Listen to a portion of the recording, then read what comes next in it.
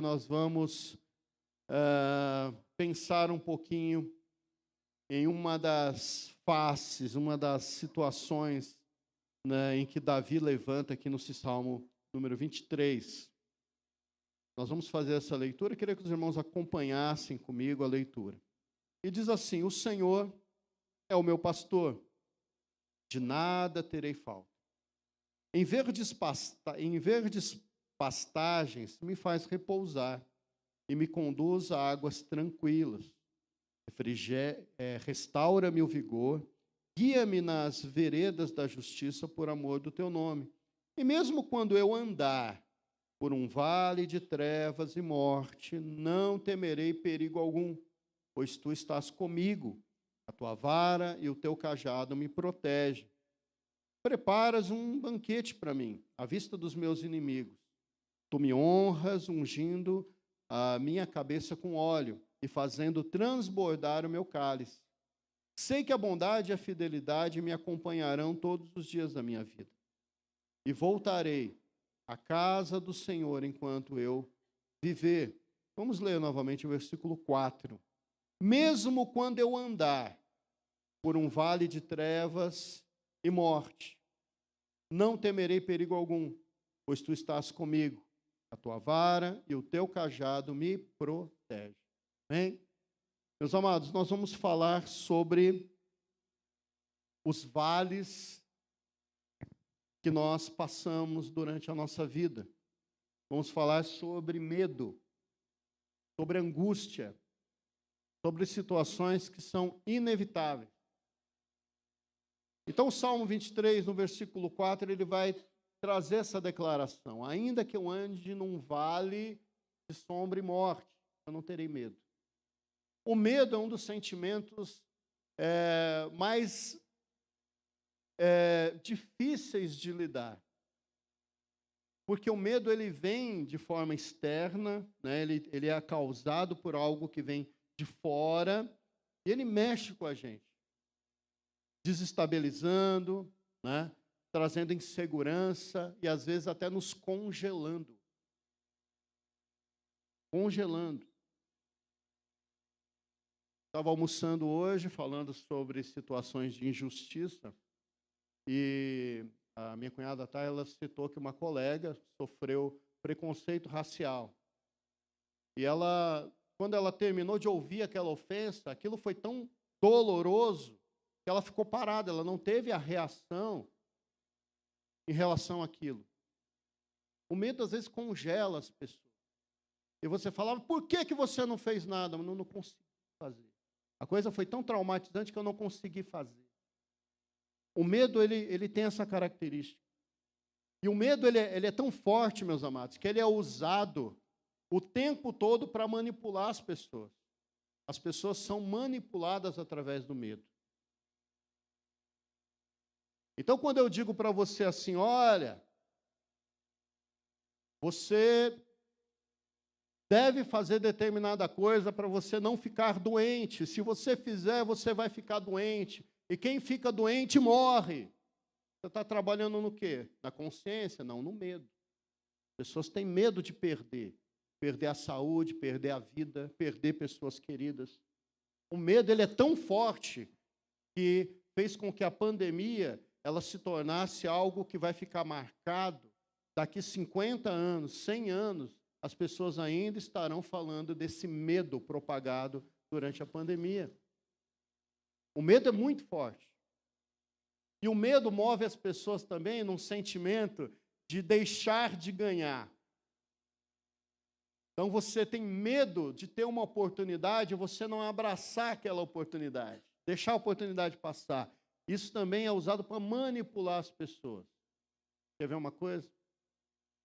Você está andando num centro comercial qualquer, aqui no centro de Pouso Alegre, ou lá em São Paulo, ou em qualquer outro centro comercial, e você está andando ali nas calçadas, e você vê uma muvuca de mulheres assim, em volta de uma banca de roupa, e você só vê uma plaquinha mais alta, assim, escrito assim, ó, promoção. Você vai passar direto ou você vai dar uma olhadinha para ver o que está lá? vai parar para olhar o que está lá, sim. Porque nós temos medo de deixar de ganhar. Vai que é alguma coisa que eu preciso e está barato. As pessoas são manipuladas, gente. O medo ele exerce uma função tão forte assim, que as pessoas são manipuladas através do medo. E não tem como fugir do medo. Tá? Lá em 1 João 4,18, João está falando ali sobre a questão do amor, né? Mas ele cita algo bastante interessante no versículo sobre o medo, quando ele diz que o medo supõe castigo.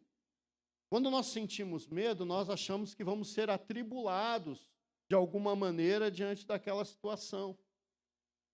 Então o medo ele tem essa coisa assim, sabe? Que vai manipulando as pessoas, porque verdadeiramente todo e qualquer ser humano, ele sente medo. O medo faz com que a gente sobreviva, né? O medo nos traz sobrevivência. Então não se coloca numa situação de perigo, né? Você fica ali com receio. Mas será se o cristão ele tem medo? Será se o cristão ele fica ali acuado diante de algumas situações? E a resposta é sim. Porque nós não somos supercrentes. Nós não somos supercrentes. Nós somos pessoas como qualquer outra. A única diferença, qual que é a grande diferença entre um cristão e uma pessoa que não é cristã? É que nós temos um guia para nos acompanhar por esse vale de sombra e morte. Essa é a nossa diferença. Mas nós vamos passar pelos vales. Não vai ter jeito. Nós vamos passar pelos vales. Mas uma coisa muito importante sobre esses vales da vida é que eles são locais de passagem, não é lugar de habitação. Você não faz um aprisco de ovelhas num vale escuro, úmido e perigoso. O vale é um lugar de passagem. Você passa obrigatoriamente por situações difíceis para chegar no lugar que é a tua casa, que é a tua habitação. O vale é principalmente um lugar inevitável, mas que ele passa, ou nós passamos por ele. O vale passa. O que é esse vale, essa figura do vale da sombra da morte, ali do salmista Davi? Ele sabia bem disso, ele era pastor de ovelhas, né? O que acontecia com as ovelhas? Elas precisavam buscar pastagem. Então você tinha o lugar, o abrigo ali das ovelhas, e o pastor levava aquelas ovelhas para algum lugar onde ele iria encontrar pastagem, ou seja, obrigado, viu? Isso aqui é para quê? Para enxugar aqui, meu irmão? É para enxugar ou é para eu chorar? É? Para eu chorar? Tá. Tá bom, vou deixar aqui. Então, tem muitos vales na região ali da Palestina, eram locais perigosos, porque muito estreito, pedras soltas em cima, não batia sol direito. Então, não era um lugar bom para passar, era muito perigoso mesmo.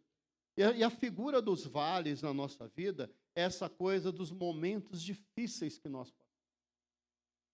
Os momentos complicados que nós passamos, as dificuldades que nós enfrentamos na vida. Dificuldade financeira, doenças, dificuldade de relacionamento, medo de perder o emprego, ou mesmo perder um emprego. Todas essas coisas, elas acontecem inevitavelmente. Mas diante da dificuldade, qual deve ser a atitude daquele que confia em Jesus Cristo, confia em Deus? A atitude deve ser passar pelo vale. Atravessar aquele momento. Não tem como a gente não lembrar de Moisés, né? Então Moisés, sendo o grande líder ali do povo, quando ele chega diante do Mar Vermelho, ele se vê numa situação bastante complicada, porque era um local em que havia montanhas de um lado, montanha do outro, o mar na frente e o exército de Israel vindo atrás, para se vingar daquele povo todo. E Moisés clama ao Senhor, naquele momento de aflição, naquele vale, era literalmente um vale, né? E Deus dá uma única ordem para Moisés: peça que o povo de Israel marche. Ou seja, continue em frente. Em frente. Quando uma pessoa entra num processo de luto, quando alguém entra num processo de luto, esse processo, normalmente, ele vai ali de 6 meses a 1 ano. Depois disso, a pessoa precisa de ajuda. 6 meses a 1 ano. E naquele momento ali, é realmente tudo cinza, tudo escuro, tudo difícil na vida. Mas quando a pessoa para no meio desse vale, ela vai ficar cada vez mais doente, mais depressiva, mais ansiosa, mais sem esperança. Porque é importante que a gente entenda que vale não é lugar de habitação, vale é lugar de passagem. A gente passa pelo vale. Né? Como diz a música lá do não sei de quem, vou passando pela prova dando glória a Deus. Né? Você passa pela prova, passa pelo vale. Né? Então vamos lá. O vale da sombra da morte é um lugar de passagem. Então nós não vamos ficar nesse lugar, nós temos que passar por ele. Mas acredite, você vai passar por vários vales na sua vida e é inevitável, gente. É inevitável.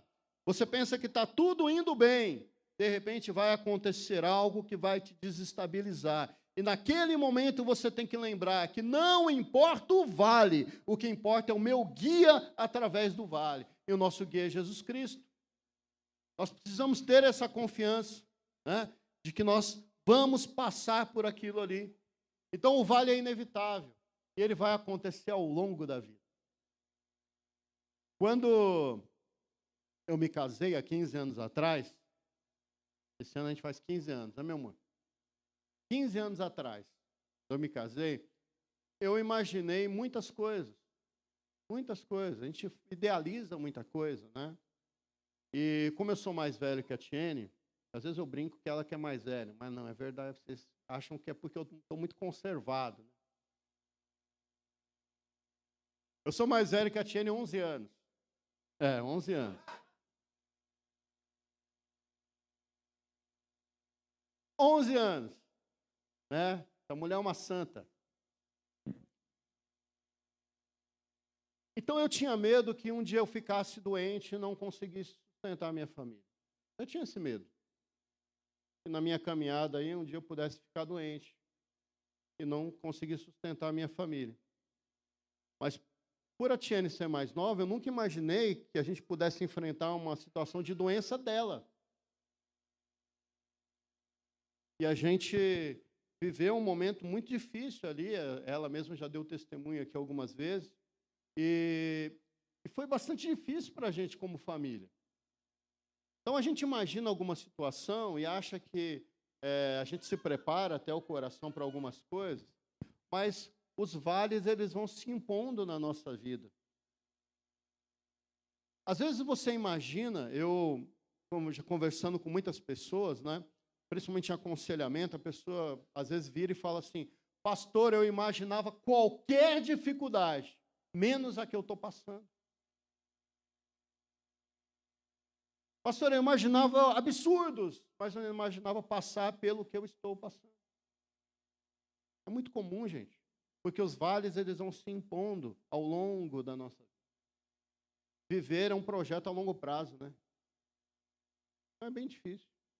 Aliás, se você está pensando em ter um filho, acredite, né? É um projeto a longuíssimo prazo. É muito difícil. Então a gente precisa entender, né, que não tem como, nós vamos passar por isso. João 16, 33. Jesus Cristo falando sobre isso, ele diz assim: eu lhes disse essas coisas para que em mim vocês tenham paz. Olha só, onde é que está a paz? A paz está em Cristo. Em mim vocês tenham paz, porque neste mundo vocês terão aflições. Contudo, tenham bom ânimo. Eu venci o mundo. Agora aquele vós vencereis também é a heresia da parte de vocês que repete. Não tem essa parte, né? Mas eu venci o mundo. Mas no mundo vocês vão ter aflições. Não tem como desviar disso, né? Mas o perigo não está nas aflições do mundo. O perigo não está no vale. O perigo está em você atravessar as aflições ou atravessar o vale sem um guia fiel, que é Jesus Cristo. Nós precisamos ter esse guia fiel para nos conduzir através do perigo. Ele nos conduz, né? Então, Cristo é o nosso guia maior. Ele nos leva por esse vale de sombra da nossa vida para chegarmos vivos e vitoriosos no final.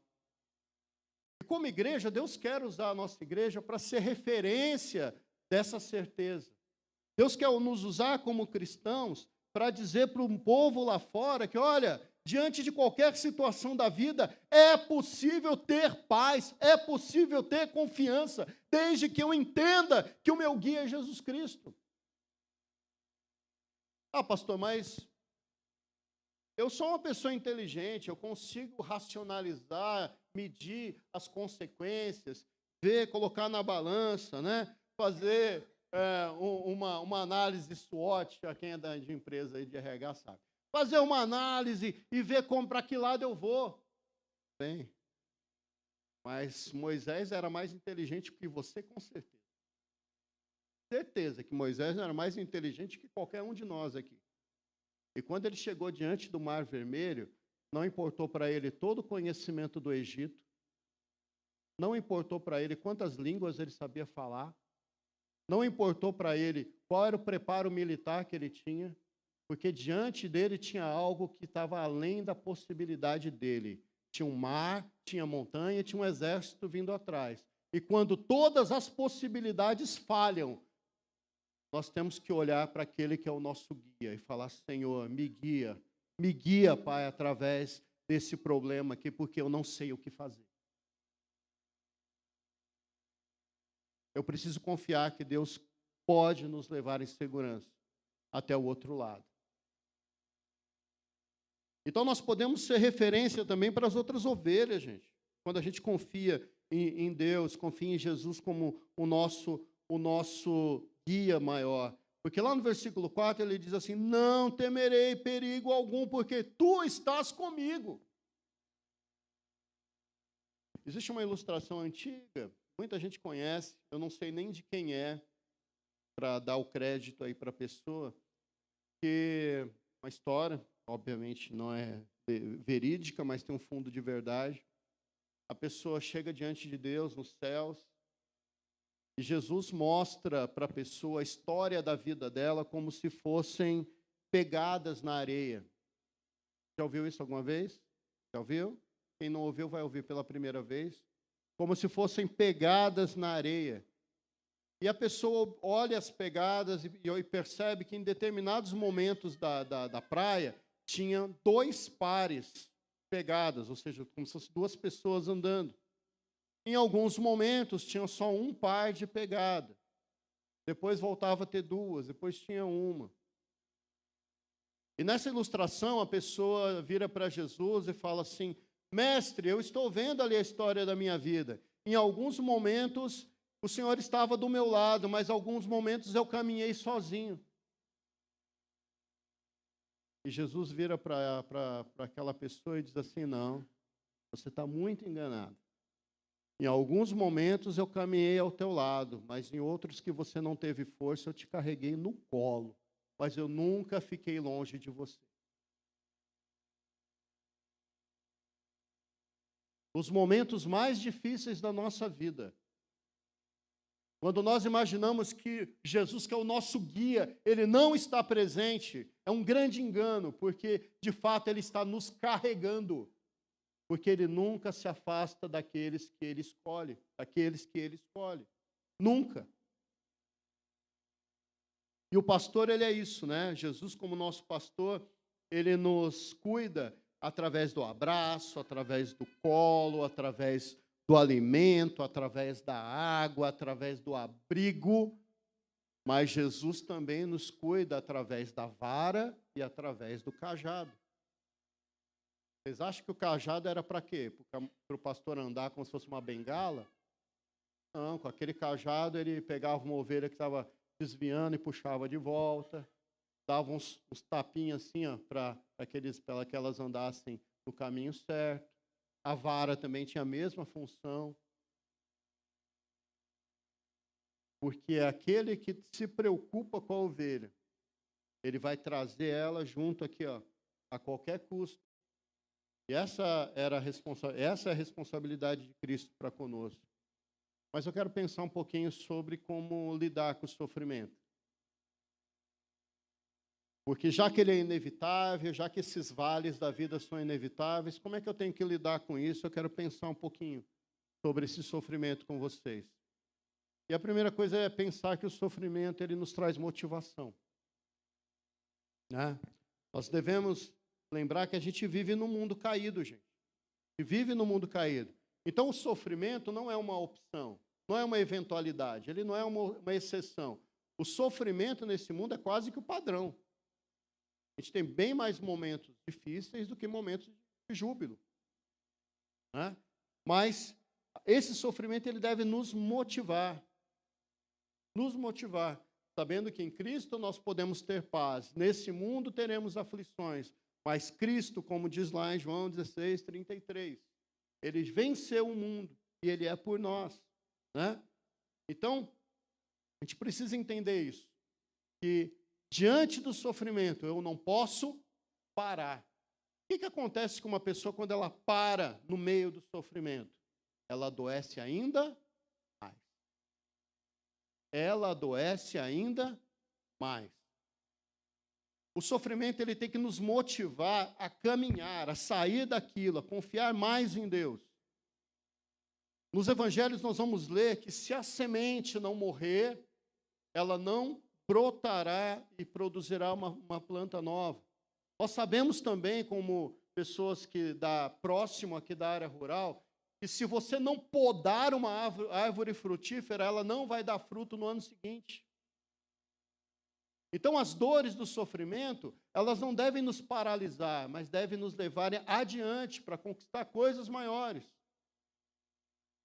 O sofrimento, ele faz com que a gente se mova, se nós não estagnarmos, né? Porque ou eu congelo ou eu caminho.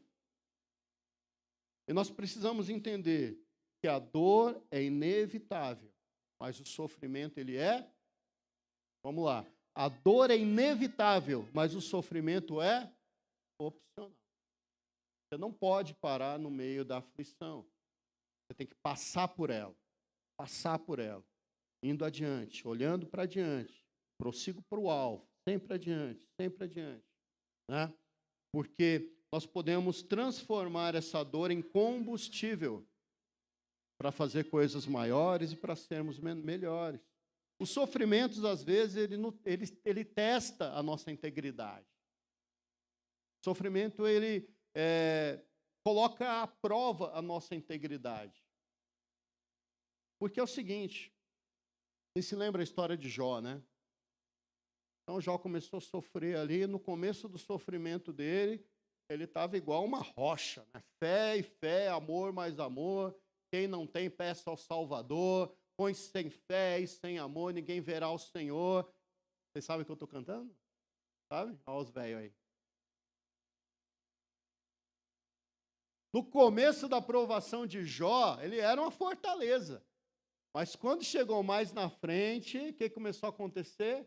Ele começou a reclamar, a questionar, a analisar. Está no capítulo 4, 16, se não me engano. Nem procura que eu não tenho certeza, mas é lá, mais ou menos no 4. Ele vai dizer assim, para mim não tem esperança, Deus, mas para uma árvore tem. Porque mesmo que você corta a árvore, dá um pouquinho de chuva, ela cresce de novo. Mas olha para mim, Deus. E começa a reclamar ali, reclamar. Meus amados, quando nós estamos no momento mais difícil da nossa vida, a gente é testado na nossa força, na nossa estrutura, na nossa integridade, na nossa honestidade, na nossa fé, nos nossos relacionamentos. Então acredite, como diz o meu falecido avô Eduardo, toma cuidado quando você pede para Deus fé. Toma cuidado quando você pede para Deus para ser um crente melhor, que é bem provável que ele vai usar o sofrimento para isso. Porque é justamente no sofrimento que a gente cresce. Provérbios diz, né? É melhor você estar numa casa onde tem luto, onde tem choro, do que numa casa onde tem festa. Que é justamente no luto e na dor que a gente pensa sobre as coisas importantes da vida. É ali que a gente pensa. Quando eu era voluntário lá no Hospital das Clínicas, na capelania, a gente se via diante de muita coisa difícil, sabe? Bem difícil mesmo. E uma das coisas que era a minha tarefa ali era conversar com os familiares. E é muito difícil quando você vai lidar com uma família que recebe uma sentença de morte. Não é filme, não, gente. Isso acontece na vida real. A família ouvir do médico assim, olha, teu pai tem 6 meses de vida. Tua mãe tem no máximo 1 ano de vida. Se despede aí do teu avô, porque é melhor chamar os filhos. Muito mais comum do que a gente imagina isso. E quando você se vê de frente diante de algo que você vai perder, está em iminência de perder, a sua fé é questionada, a sua integridade é questionada. Então, meus amados, Deus usa às vezes o sofrimento para ir lapidando a gente, né? Para ir lapidando. O sofrimento ele molda o nosso caráter como cristãos. Mas não deve ser o sofrimento o nosso foco. O nosso foco deve ser aquele que está passando junto conosco no meio do sofrimento. Quando Paulo e Silas estavam presos ali pelos pés e pelas mãos, está lá em Atos 16, 23 a 25, né? Eles foram jogados no cárcere inferior, assim, e foi dado ordem ainda de prender eles pelas mãos e pelos pés. Fico imaginando aquelas cenas medievais, né? Amarrado ali no tronco, pelo pé, pela mão.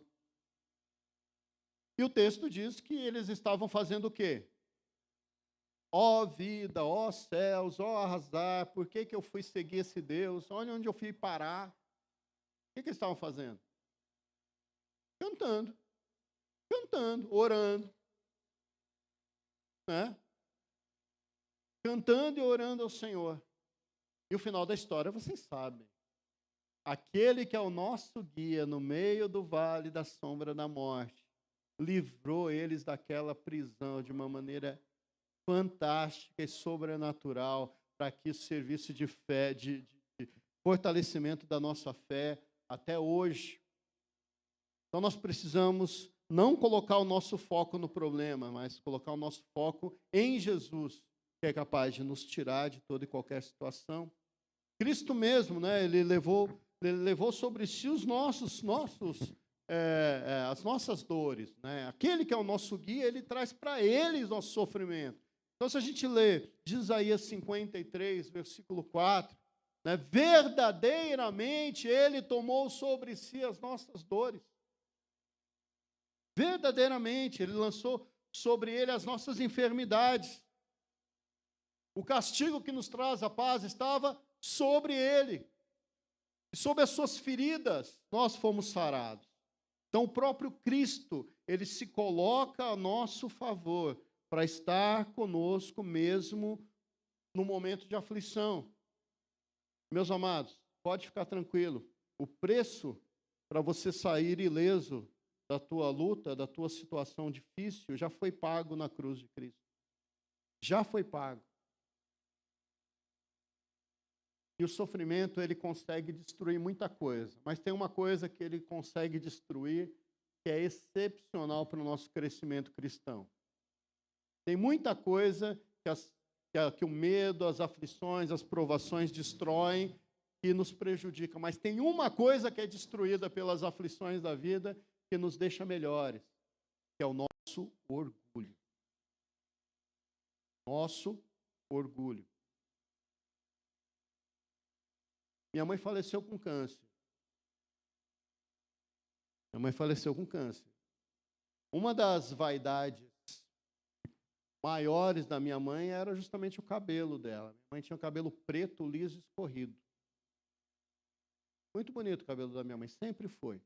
Muito bonito. E por conta da doença, obviamente, a minha mãe ficou careca. E eu vi ali o sofrimento da minha mãe em relação àquilo, porque por mais que a gente brincasse, comprasse lenço, comprasse peruca e tentasse deixar o clima melhor, era difícil para ela, aquela situação que ela estava vivendo ali. Só que eu fui percebendo Deus trabalhando no coração da minha mãe, ao ponto dela começar a brincar com aquela situação. Minha filha não vai lembrar, que ela era muito pequenininha ainda, mas um belo dia a gente estava lá, dando risada das perucas, dando risada ali. E aquilo foi um dia, uma tarde muito divertida para a gente, mas eu percebi que ela estava sendo curada ali, dessa questão da vaidade, do orgulho, por causa da provação, por causa da dificuldade. E é assim com a gente. Às vezes você se sente o melhor empresário, e na hora que você vê a tua empresa quase quebrando, e só Deus para te ajudar, o orgulho vai para o chão. Às vezes você se sente uma pessoa muito importante, e quando você se vê diante de uma doença, e você fica ali totalmente refém daquela situação, o orgulho vai para o chão. E quando eu jogo o meu orgulho no chão, quando eu me humilho, quando eu percebo que eu não sou o que eu penso que eu sou, eu passo a depender mais daquele que é o meu guia para atravessar o vale da sombra e da morte. Eu passo a depender mais de Cristo. Então, por fim, queria te dizer, que nós nunca estaremos sozinhos na nossa caminhada. Jesus estará sempre conosco. Sempre conosco. Quando você imaginar que é só você e você, acredite, não é só você sozinho. Você e Cristo estará ali do teu lado, esperando você gritar por socorro. Lá no livro de Daniel, no capítulo 3, a partir do 17 ali, a gente tem a história de 3 homens, Sadraque, Mesaque e Abidnego. E a história deles é um confronto ali com o rei Nabucodonosor. E Nabucodonosor manda jogar esses 3 homens dentro de uma fornalha, amarrados, inclusive. E pede para esquentar mais ainda a fornalha, por crueldade, e joga os 3 homens lá. E ele vai dar uma conferida, para ver o que está acontecendo ali dentro da fornalha. E quando ele olha, o que ele vê? 4 homens dentro da fornalha. Espera aí, eu joguei só 3. Quem é esse 4º homem? E responde você. O nosso guia, no meio do vale da sombra e da morte. Então, quando você imaginar que você está sozinho, acredite, você não está só. Quando você imaginar que é só você e você mesmo, acredite, Cristo está com você. Quando você achar que você está numa situação de vida que é complicada, acredite, é melhor engolir o orgulho, matar o orgulho e depender mais de Cristo. Porque se nós olharmos para Cristo e nós seguirmos o nosso Mestre, nós vamos passar por todos os vales de sombra e morte da nossa vida, que seja 2, que seja 3, seja 10, que seja 30, e nós vamos chegar lá no final, guiados por Ele, e vamos glorificar o nome dEle, porque verdadeiramente Ele nos fez passar em segurança por todas as situações da nossa vida. Baixa a sua cabeça, vamos orar.